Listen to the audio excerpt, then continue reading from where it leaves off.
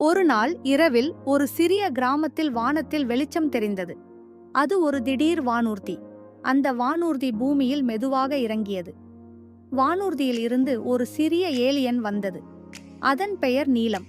அது முழு நீல நிறத்தில், 2 பெரிய கண்கள், சிறிய கை, ஓர் சின்ன குண்டல உடல். அதிகம் பயப்படாமல் கிராமத்தில் இருந்த அனு என்ற சிறுவன் அதை பார்த்தான். அனு சொன்னான், "நீ யாரு?" ஏலியன் மெதுவாக பேசியது. "நான் நீலம். என் வானூர்தி தவறாக இங்கு வந்து விழுந்தது. எனக்கு உதவ முடியுமா?" அனு அதை கேட்டு மகிழ்ச்சியுடன் சொன்னான், "நிச்சயமாக, நானும் என் அப்பாவும் அதை சரி செய்வோம்." அனுவும் அவன் அப்பாவும் அந்த வானூர்தியின் பின்பகுதியை சரி செய்தனர்.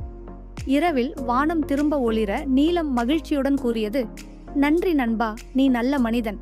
பிறகு அது வானூர்தியில் ஏறி வானத்தில் ஒளி வீசி சென்றது. அனு அந்த இரவை மறக்கவே முடியவில்லை.